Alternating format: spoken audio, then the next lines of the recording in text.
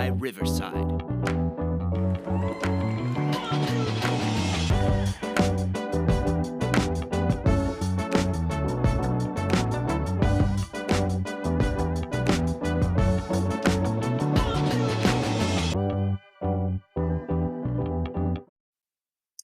Hi, everyone. Welcome to another episode of LeadHERShip Bytes podcast. Thank you for joining us today.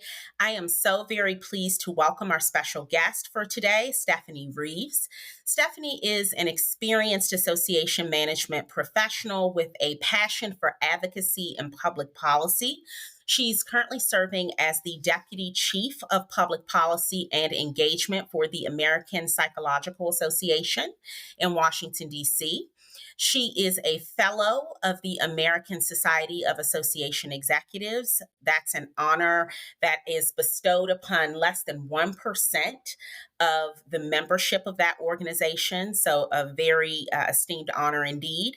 She's also alumni of that organization, ASAE's Diversity Executive Leadership Program, and she's also a certified association executive.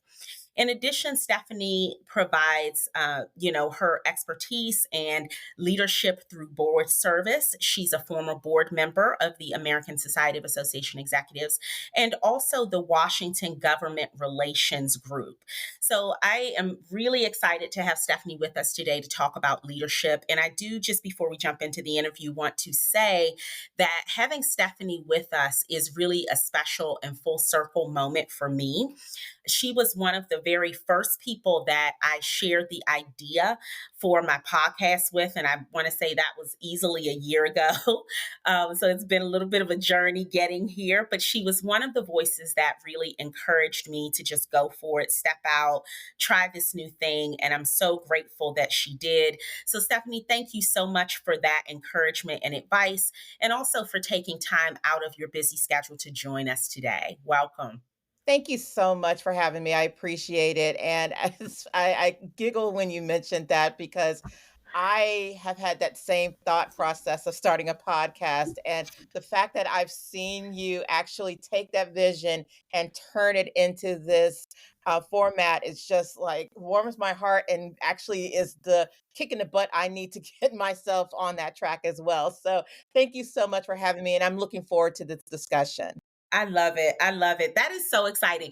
It is, that has been one of, I would say, the best things for me about having started this is I've been getting messages and emails from people, and people are just really being transparent about the fact that there are dreams, there are ideas that they've been sitting on too. So it's like a really relatable thing that they want to birth forward. And I say go for it. There are so many areas of expertise, so much to do, so much to lean into out here that all of us can do it. All of our voices are valued. But I want to dive in and get started talking about you. Tell us, Stefanie, a little bit about your leadership journey and how you came to your current role as Deputy Chief of Public Policy and Engagement for the American Psychological Association. Well, it's been quite a journey. I think with anybody who's in the association space will know it's hardly ever the job are growing up saying that you want to do. But it's a wonderful experience, and Mhm. my career goal was to be an employment lawyer. That's what I had planned to do. I had actually was majoring in psychology because everybody who goes to GW who wants to go to law school, majors in poli sci. And I Mhm. needed to differentiate myself from that. So I said, let me take psychology because I was going to be a sociology major, hated the intro class, and was able to come into college with 6 college credits because of a high school program I had when I went to high school at Banneker. And so Okay. anybody who graduated in the class of 91 knows that that was a program we had. So everything's set up for me to major in psychology without the actual idea of becoming a psychologist. Um, Okay. so I did that internship and I was like, this is interesting. What is this? And that's when I learned about government relations and really also about associations. And so, just like most people, I graduated. I got my first job out of college at a small nonprofit association and started literally from the bottom. I was an assistant working with the government relations director. And then my next position was I went from there to running a political action committee, which was Mhm. experience I had, no understanding of and learned as I did. And I always like to tell people I kind of took the back door to Yeah. government relations because many people will typically go and get an internship or a job working for a member of Congress. I never did that. When I was running the PAC, their political persons 9 times out of 10 were their chiefs of staff. So Yeah. I got to learn and know some of those congressional staffers because of the roles that they would play in their bosses' campaigns. And so that's how I got to learn and know who these people were.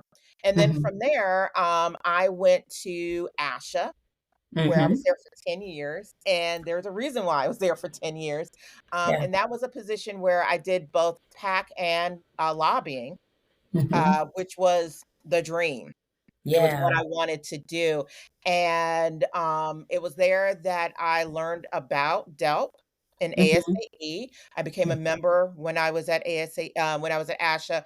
I became a DELP scholar while I was at Mhm. ASHA. I earned my CAE when I was at Yeah. ASHA, and it really is it's a testament to, an organization that supports the professional development of their staff, and Yeah. so, there's lots of credit to go around, but I have to shout out Arlene Pietranton, who was who when I started was the chief over the government relations office, and so that's how I got to work with Arlene. And then she became CEO, and so I've always had an affinity for Arlene because she was always very supportive of what it is that we wanted to do career wise, knowing that unfortunately, as you move up in your career, sometimes it means moving out of your organization. And Yeah.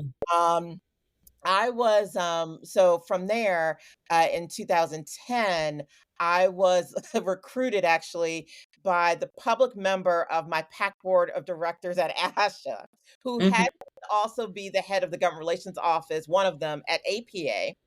Mhm. And she said, "I have a couple of positions open. Are you interested?" And I said, "Well, I can investigate. Doesn't no harm. I'd been there almost 10 years now."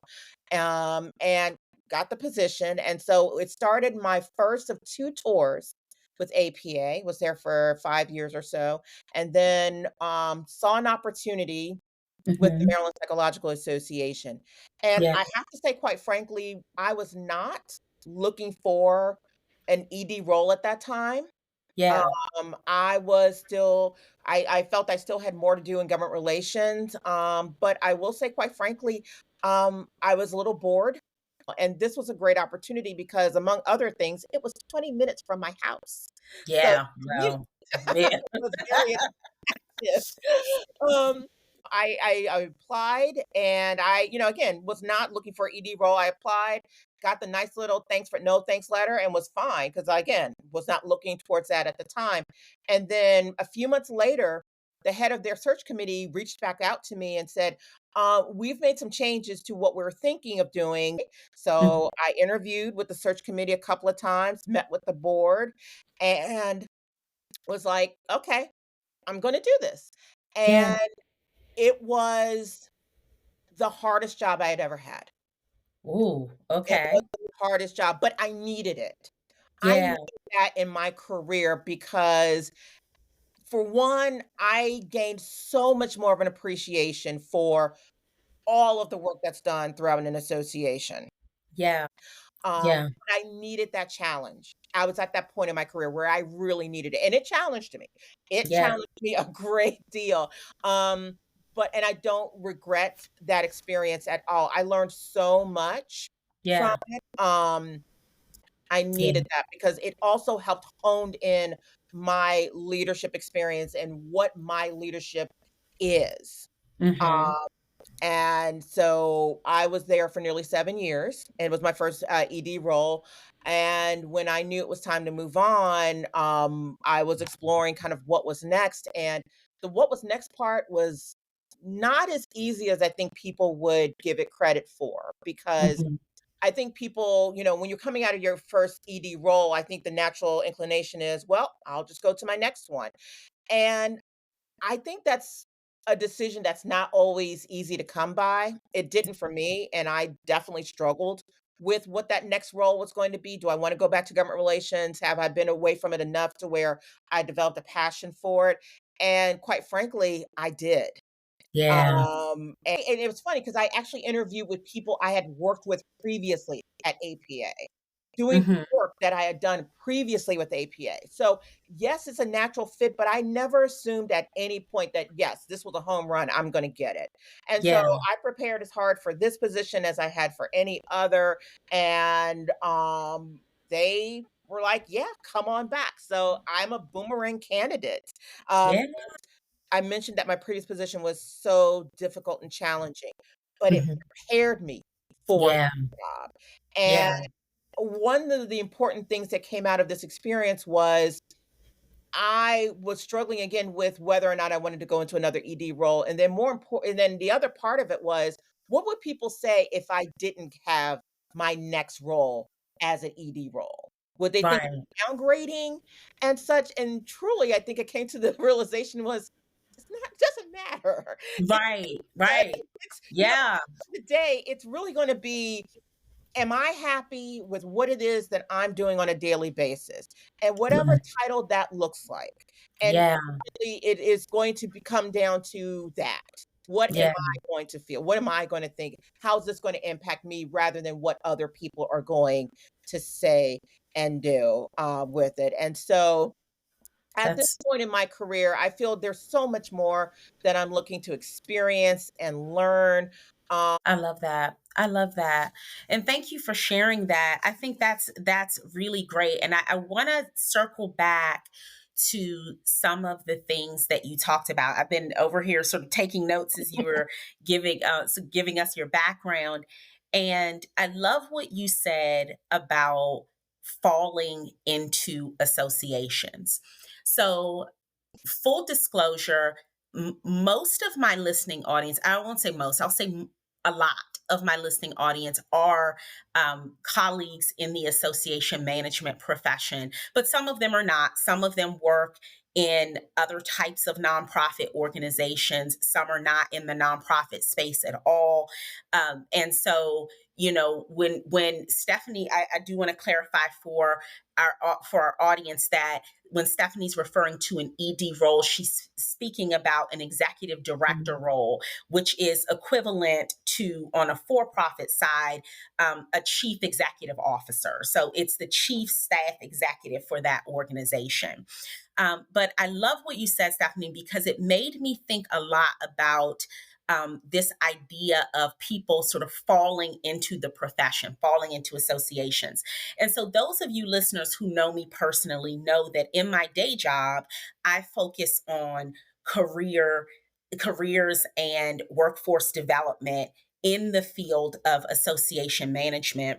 And I really do think that, to Stephanie's point, it's such a great field. Like, a lot of times we hear, and she's right, you're right, Stephanie, most people don't plan for a career in association management. And that's one of the things that I am in my day job striving to change, right? I want people to think about this field as an option when they're in college, or think about this field as an option, even if maybe they're working for another type of nonprofit or maybe for profit and they have some type of skill that might be transferable over to the association profession. So I'm going to ask you, what can the industry do, in your opinion, to change that?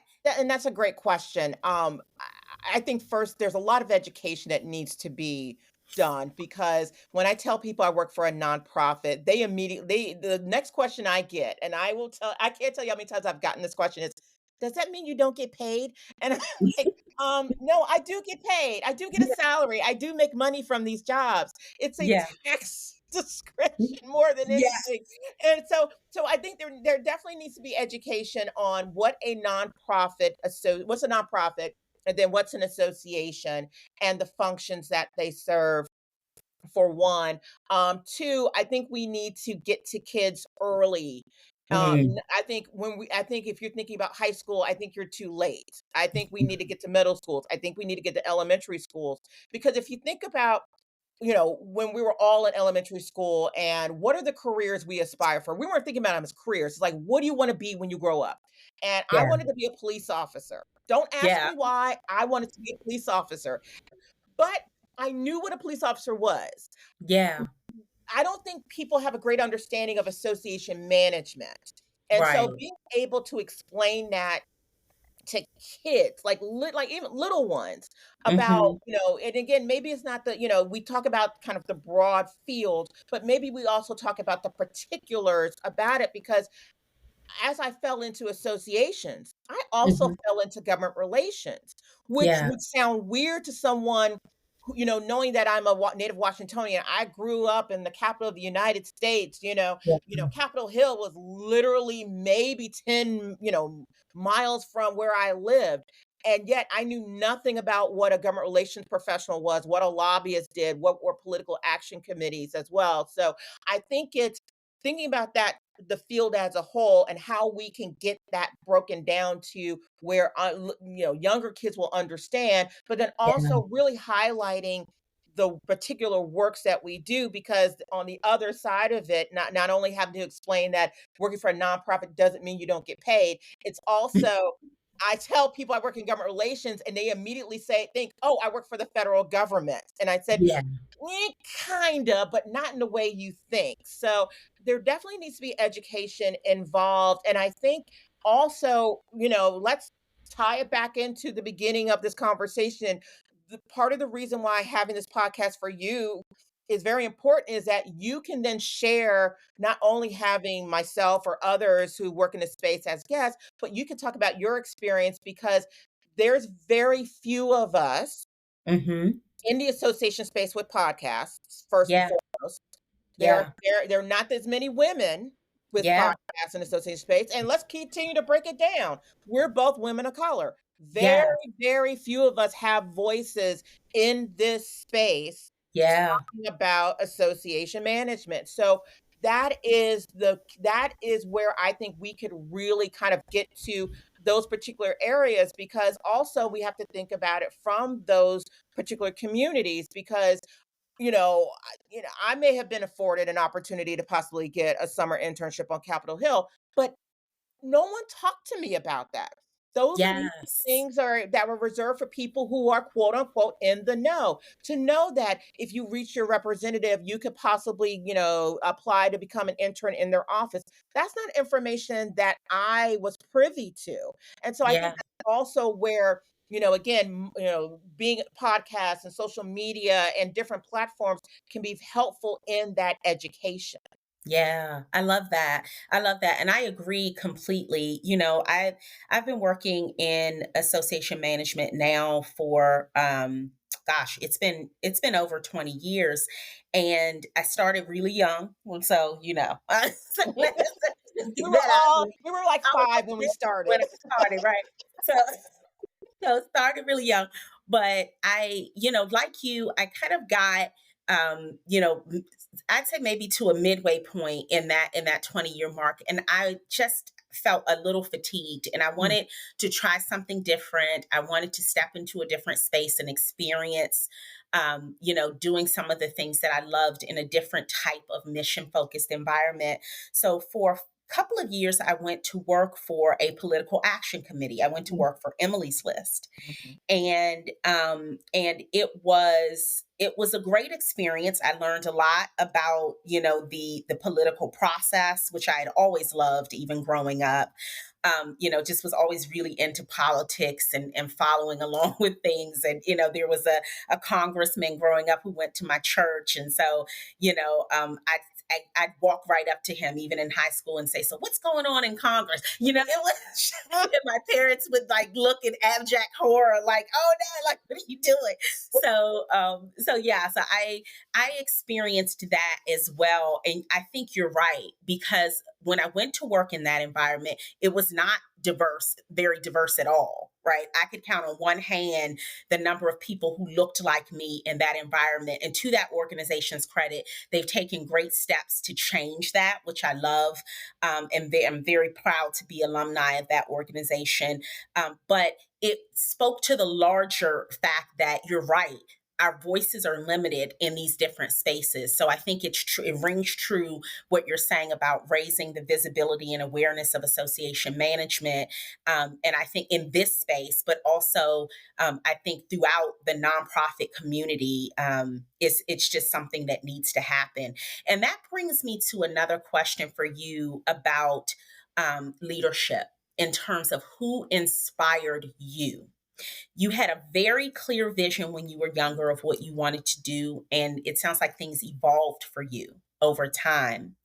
And where you are right now, there's usually, none of us gets where we are on our own. We usually, we stand on the shoulders of someone, right? Who was the person that inspired you as a leader and why? Ugh, I could read a laundry list of people and I will miss someone and they will yell at me. So I'm trying to figure out how to do this diplomatically. Yeah, I, there's so many because there's so many aspects to my leadership journey yeah, that is, DELP focused, for example, yeah, ASCE's Diversity Executive Leadership Program. There's the hmm, DR component, there's the association component, there's within my organization. So there's so many. But if you're like, no, you need to mention somebody. So yeah, I would say two people that truly have been inspirational to me, particularly in the association space, are Velma Hart and Michelle Mason. yeah, And I got to know them at a time where, again, there wasn't that many women of color. There weren't that many Black women who were in leadership roles for associations, yeah, and being part of being able to witness, I should say, their career trajectory as well, has definitely inspired me in terms of, really, where to be visible and how to be visible. But the other, person that has been probably more influential than that is my mom. yeah, And both my parents, but particularly my mom. My mother grew up in a small rural town in North Carolina, Eastern North Carolina, which has the mhm. best barbecue. And don't let anybody tell you otherwise. It's North Yes. Carolina. Yeah. Eastern will be the best. Um, and she grew up on a farm.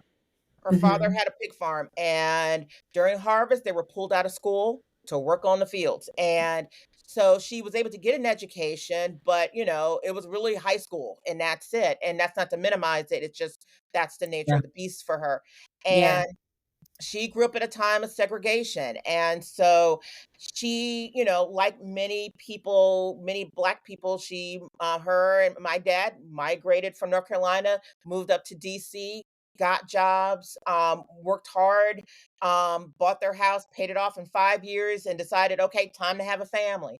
And my mother has always stressed to me to never dim my light. She never said that, but she always said, "Let people know you have something too." And Yeah. so it was whether it was making sure that I sat at the front of the class. Um, Mhm. if I was ever apprehensive because, being in the field that I am with government relations, particularly at the early part of my career, I was typically and more often than not the only person of color or the only Black woman or what have you in the room. She never I was never discouraged by that because it was, "You belong there." Yeah. And don't let anybody to ever tell you otherwise. And even, my mother is 84 now, and she probably couldn't tell you exactly what it is that I do for a living if someone asked, but she always says she knows stuff. And she works with a lot of people. Yeah. And she just thinks that she just thinks that's wonderful that, and I told her that I'm doing this podcast, and she's like, "Oh, well, that's so nice." And I love it. podcast is, but she just knows that it's something. And so, I mean, she beams with pride. My parents, both of them beamed with pride. And my father, before he passed, always, he was hearing impaired. Mhm. But he always, we were always able to communicate with him, and he probably had more of an awareness of what it is that I did than anybody, Wow.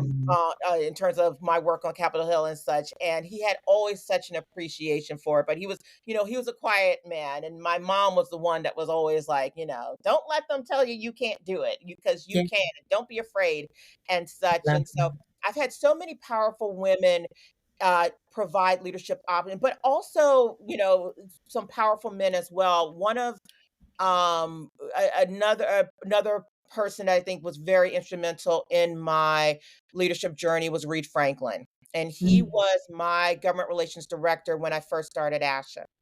yeah, Reed unfortunately is no longer with us, but he shares a story about my hire, which tells the lesson of never making an assumption about what someone is going to be, yeah, because he said, "I was trying to decide between you and another candidate, and I was leaning towards the other candidate.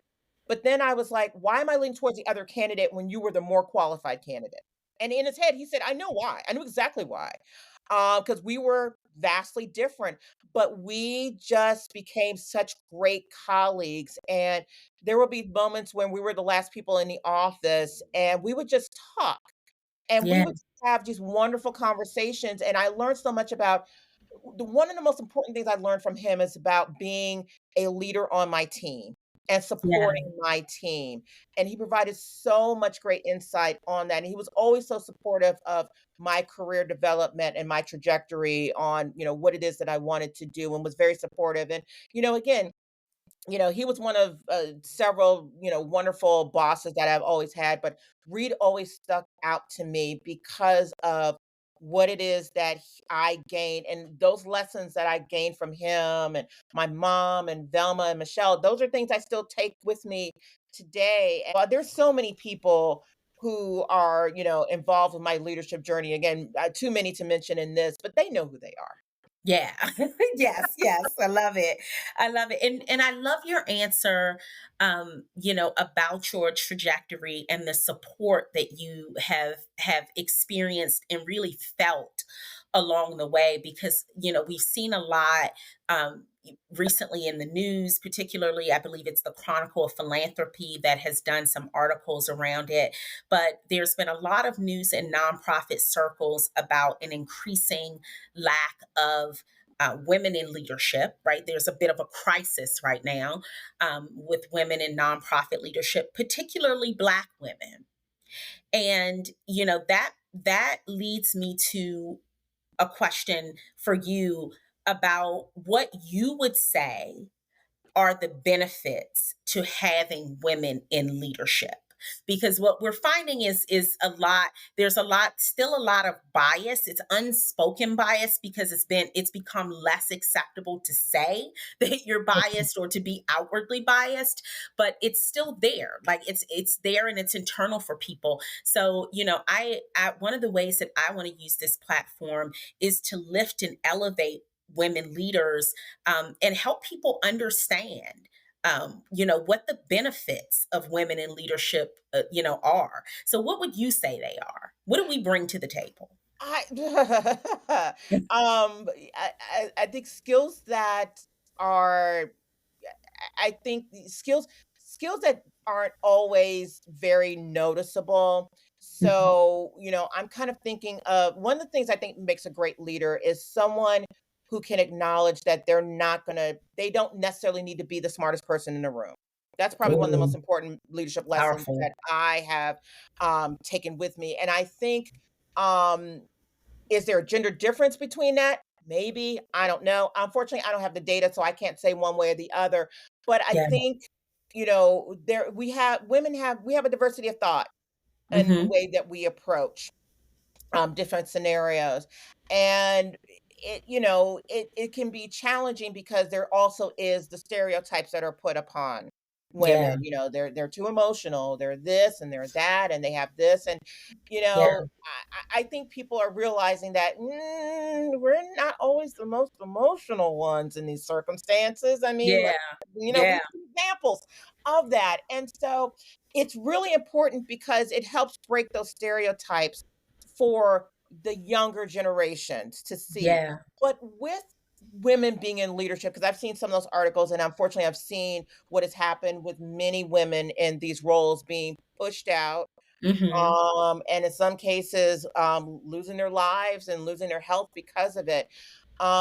One thing I think is very critical and key, regardless of what whatever whoever you are, but particularly for women, we need to have support systems in place.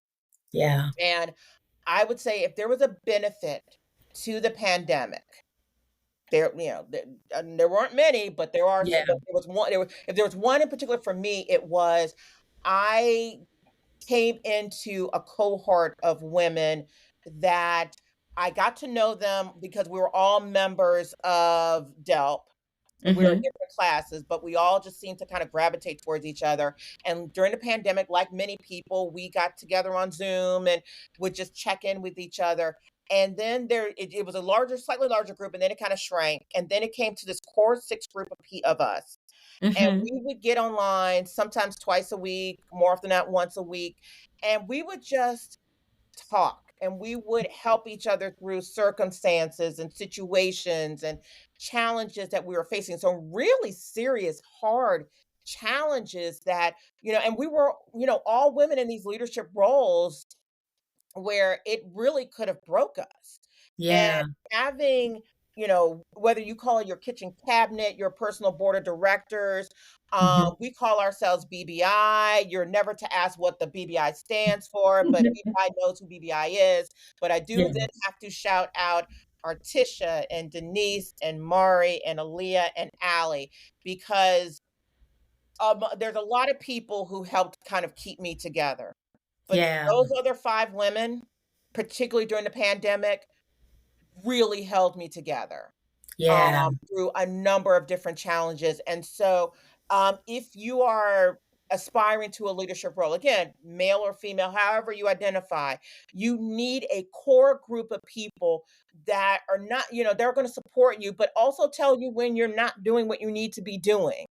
Because Love it. you need to be support. You need that honest feedback. And Yeah. sometimes that's hard to accept for people that, love and, you would love and adore, but it's necessary. And Yeah. so the benefits of having women in these roles is that it's it makes good business sense. It's all the arguments that you hear, but for the most part, the question is why not?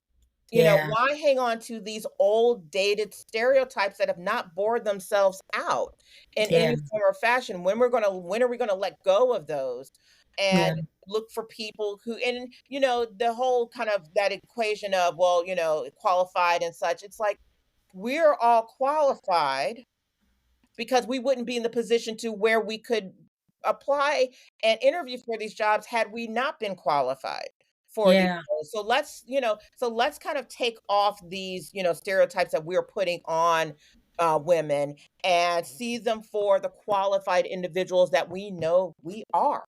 Yes, I love it. I love it. So, to that end, how can women develop their leadership skills? Because there are a lot of women in the association space, in the for profit arena, and other nonprofit spaces that want to take that next step into leadership. Like you are a deputy chief at a very large association, and that is not, I mean, listeners, if you are not in the association community or the nonprofit community, you don't know that that's not an easy place to get. Like, you don't just step into, that role without having gone through, the having the education, having the, the training, the background. Like there are a lot of things, Stephanie, that I imagine you had to do and work through and strive for to get to where you are. And I think there are a lot of people who are either young professionals, but or mid-career professionals, senior professionals who want to achieve more, who want to take that next step, but just aren't sure how to develop and get themselves there. What would you say to them? What should women be striving for in terms of developing themselves as leaders? So there's a number of different things. So the first thing I'll say is visibility, but not in the sense of where you may be thinking, because I like I said, I had a mother who was like, sit in the front of the class, let people know who you are. And Mhm, so that's kind of what I've taken with me. And so it's intentional when you see me in these spaces where, mhm. I'm doing this podcast with you, or I'm doing Mhm. this presentation, or I'm contributing to this um, publication, or I'm doing X, Y, and Z. Those are intentional. Yeah. Yeah. Because, like I said, Gene Reeves is very specific, show people who you are. Yeah. But I know that that's not everybody's comfort level. And for a long time, it wasn't mine. Yeah. And so it's really thinking about, what does visibility mean to you? There Mhm. are a lot of people who are, in positions similar to mine, higher than mine, or what have you, who you've never heard of, but they've been able to be visible where it counts. And so think about visibility, but think about visibility and what that may mean. Now, it's different, there's a difference between that and you're just not doing it because you feel imposter syndrome. And Mhm. let me tell you right now, imposter syndrome is false. Mm. It is false.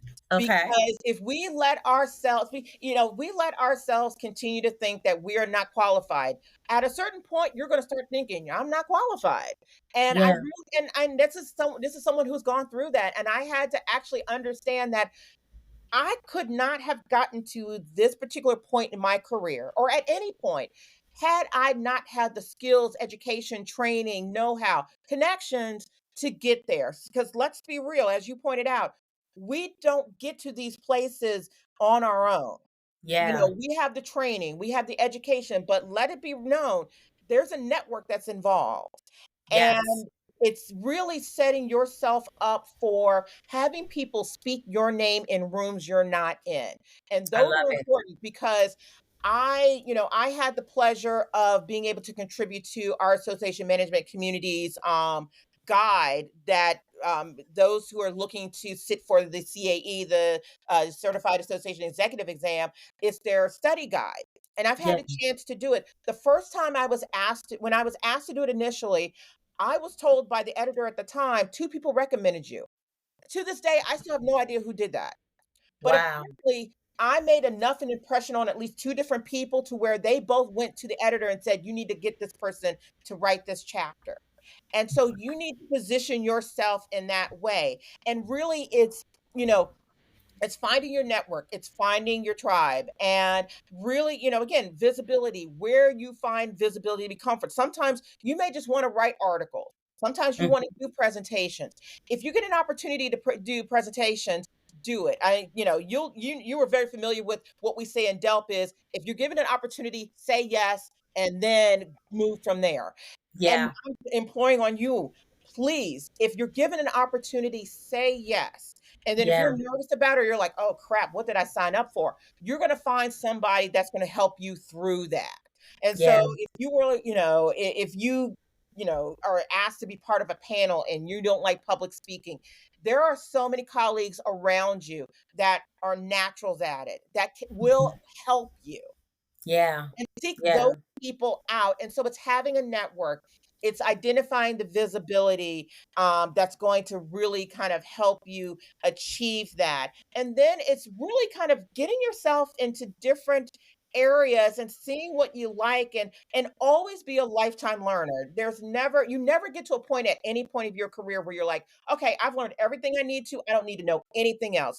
Never get You're there, right. because when you get there, you will be stuck and you will be bored. And then Yeah. you will start to regress back to, oh, I don't know anything. I don't, I'm not good at anything. And again, I know there's a lot of people who feel imposter syndrome, but remember, it's false.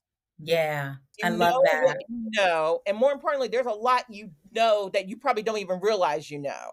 Yeah. Stand in it, own Yeah. it, and you can Yes. also, as much as you can own being that you know stuff, the more and more powerful way to also say is being able to say, "I don't know."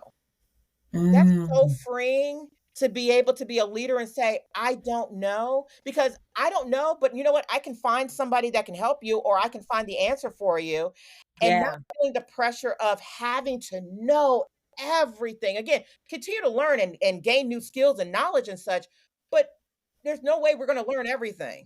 Yeah. So if there are things Yeah. you don't know, free yourself and say to yourself, "I don't know." And Yeah. the weight is lifted off when you say when you're saying, "I don't know." So, Yeah.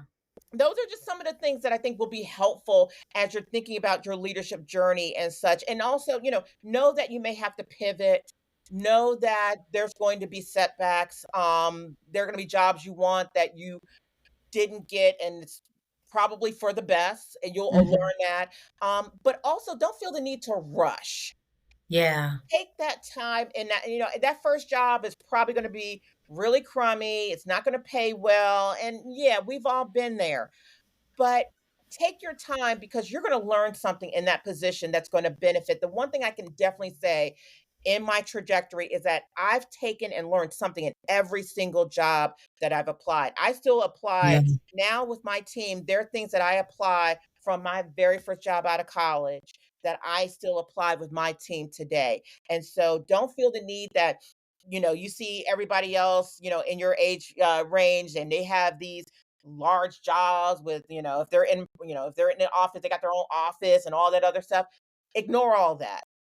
Think Yeah. about what you want and what your career is. And you may want to just take your time and try to figure out what it is that you want to do. Yeah. Um, and don't feel the need to graduate, and it's like, okay, graduate, $120,000 job. You may have to get the job that pays 60, but that Mhm. $60,000 a year job is going to probably teach you so much that's going to get you the skill sets you need to get to that next level that you want to. Yeah, yeah, yeah. That's great advice. That's great advice. Because, like I said, I started in this field. It's been 2 decades now, but I started my first. I had my first association job. I'm aging myself a bit, but at 18, right? Mhm. I found it through a college career center, and I was answering phones, right? And there's so much that I would have told myself that Camille now would have told Camille then, Mhm. if I could. Lots of advice. I love the Michael J. Fox movie Back to the Future. If you could hop into a DeLorean and go back and talk to 20-year-old Stephanie, what would you tell her?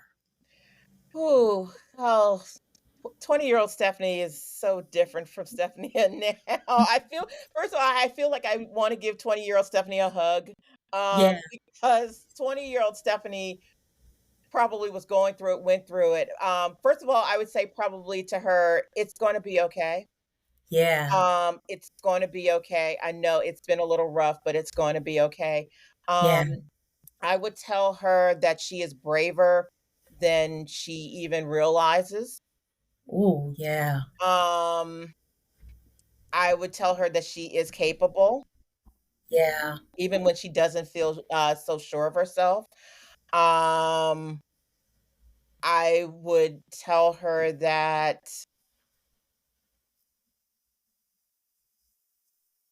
it's okay to be disappointed, Yeah, yeah, because people will disappoint you. You're going to have challenges that's going to truly test you. yeah, Um, but you're going to be okay. You're yeah, you're going to be okay, yeah, with it, because you may not realize it now, but you're about to step into a whole new wonderful world that you didn't know existed, and yeah, into a career that you had very little awareness of, that's going to bring you so much joy because it's not only the work that you do, but you also gain so many great friends that they've now become family. Yeah. Yeah. Um, so those are just some of the things, but I'd say again, first and foremost, I'd give her a big old hug and say, "It's gonna be okay, girl. It's gonna be I okay." love it. Listen, I love that. And Stephanie, I think that's so powerful because some of the texts and the email messages that I have received from women since starting this podcast have been, I mean, the messages have said everything from, gosh, this was so right on time. I was just telling a family member yesterday before I listened to this podcast how miserable I am right now. Mm, And I listened to this episode and it gave me hope and it gave me some guidance for the next thing that I need to do. And I think one of the things that people are looking for now, perhaps more than ever, but especially coming out of the pandemic, and that was trauma, right? And mhm, I don't think we say it and recognize it enough, but that was probably 2 years worth of rapid change and trauma that we collectively went through, right? mhm, Throughout not just the country but the world. Like we were all going through it at the same time, right. and people now, I think, are just in a place where they are looking for hope and light and love and peace and joy. So thank you for that, Stephanie. And one more question for you. What advice would you give to the next generation of government relations, female leaders in particular? And I want to give you a little background on the genesis of my question because we're in an environment right now where everything is super politicized. Mhm, It's not just, politics has always been politics, but now, my gosh, who what artists you listen to, mhm, what restaurants you go to, whether you support diversity, whether like everything is hyper politicized right now. And I would imagine as a young professional who may want to come into the government relations space right now, that might be a little daunting. It could be a little scary. What advice would you give to those professionals?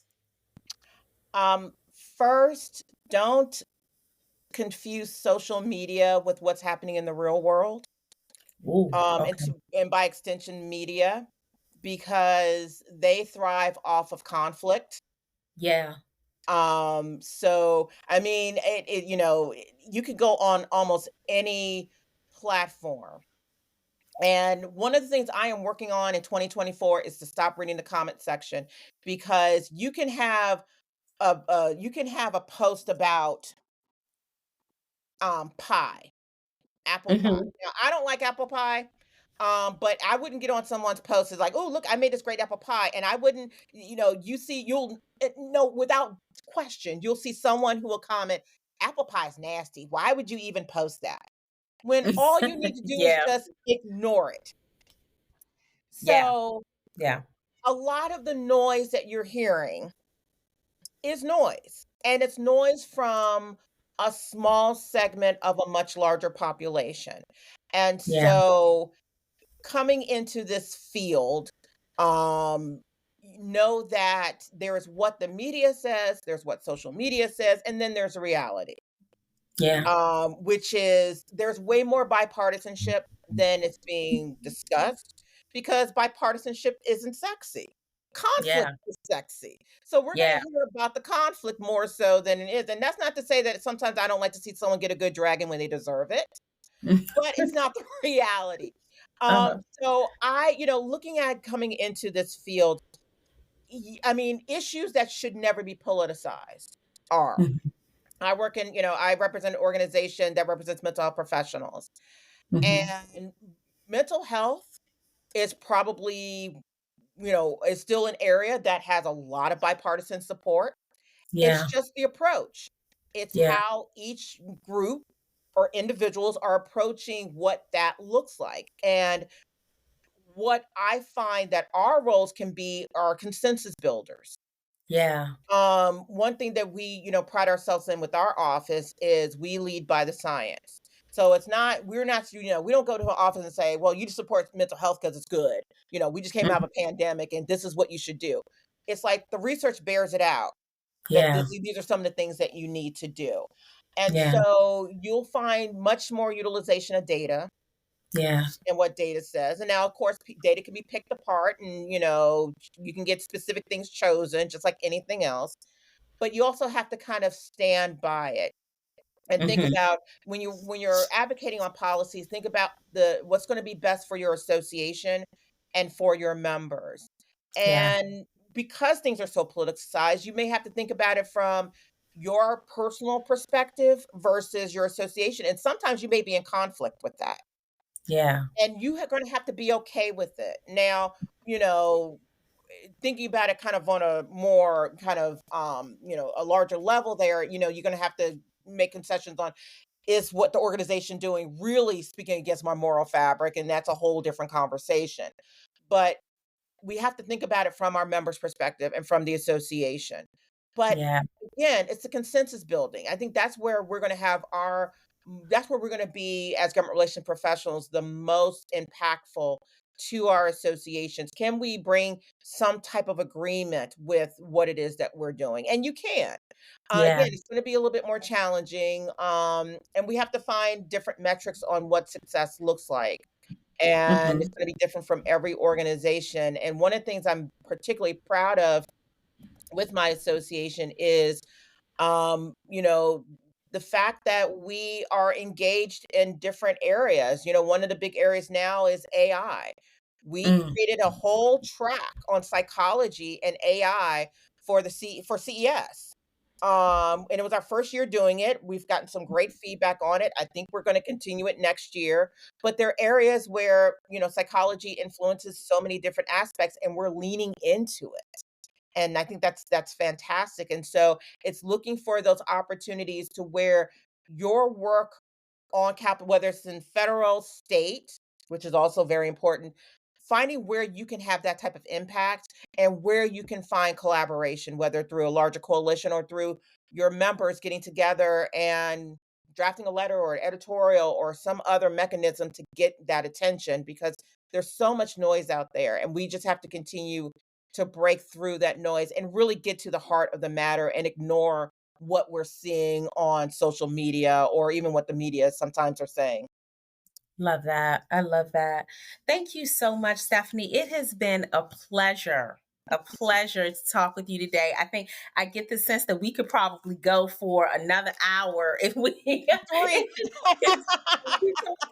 I really enjoy talking with you and just listening and learning more about you and your journey. And I hope this is has been just equally rewarding for you and for all of our listeners.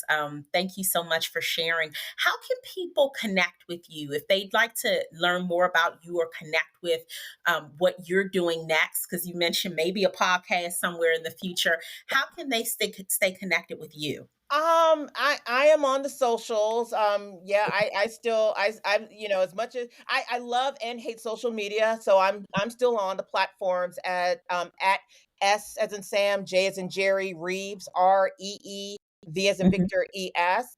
Mhm. I'm on LinkedIn. Those Yeah. are sort of the easier ways to find me. Okay. But I am, if someone ever is wants to reach out, find out about what I've done with my career, especially government relations, want to learn more about APA, mental health, all of that, I'm available because, as you pointed out, I did not get here on my own. People Yeah. helped me. And so I'm at the phase of my career where I am actively trying to reach back and help others. So, Yeah. Camille, thank you so much for this opportunity. I greatly appreciate it. I was excited when you reached out to say, hey, be a guest. I'm like, yes, I would love to Yes. do it. So I hope this is helpful to your listeners. Yeah. And thank you again, Camille, for giving us this platform and this space to talk. Thank you so much. All right, listeners. Well, Stephanie, it's been a pleasure. And listeners, I will connect with you soon. And so stay tuned. And until next time, bye bye.